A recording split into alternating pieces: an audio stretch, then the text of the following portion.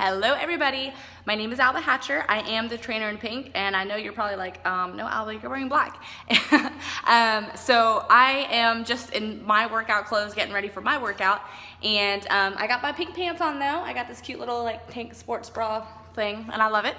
And so I wanted to answer some common questions while I'm in here, and the first thing, I was like, okay, I'm gonna warm up. There's not a whole lot of equipment in here, but I'm gonna use the elliptical. Actually, I haven't been on elliptical in several months, so hey, why not, right? And I know you're gonna get a lot of questions because a lot of people love the elliptical, right? So use the elliptical.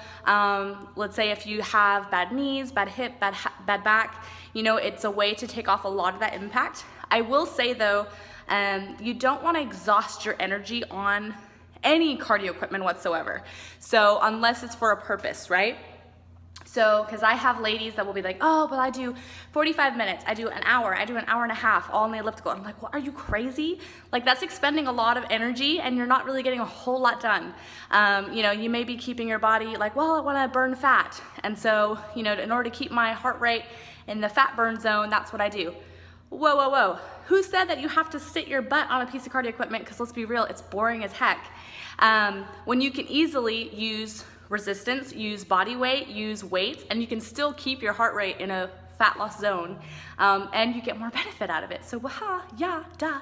Anyway, but let's say that you're on the elliptical. What do, right? So for instance, this one here, it's a pre-core, which is pretty standard in most fitness facilities or gyms. And this one happens to have, if I pedal here, it's got the moving arms, which I never use. Ever, never, never, ever. So I always recommend for people when they're using the elliptical that they go for it no hands. Because guess what? If you pay attention to the body, not only musculature, right? If you're paying attention to your neurological system, your muscular system, skeletal system, they all work interdependent. They work together in order to create motion.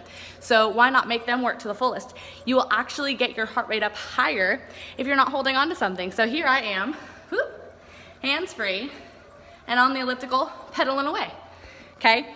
If you're going to be doing interval training on elliptical though, for that high interval, you probably will hold on because you wanna hold on, drop, shoo, and then speed and sprint those legs through.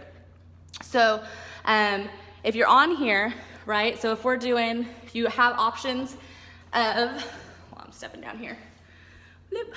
Okay, so we have options of a cross ramp and resistance. This is standard on any and every elliptical. The cross ramp is going to be the incline. It's going to be, shown here, it's gonna be this guy right here, okay? That comes up and down. So if you're planning on doing sprints, you're gonna want that interval to be a little lower.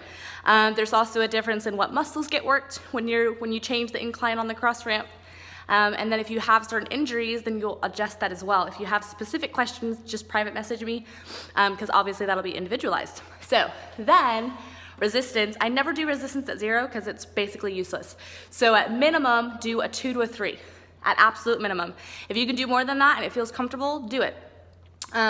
So then what you also want to pay attention to, I don't do distance and I don't do total strides. I do strides per minute because that's going to be your speed. So if you're on here and you're on the elliptical, right, and you're pedaling at no hands, I want you to shoot for 140, okay? 140 strides per minute is gonna be your goal. And then when you go into your sprints, shoot for 200.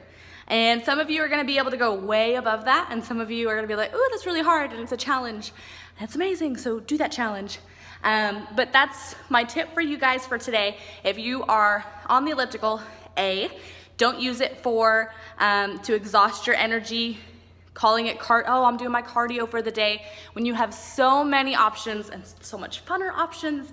And then also, I want you to pay attention to that cross ramp. Pay attention to where you are, where you need to be based on what your goals are.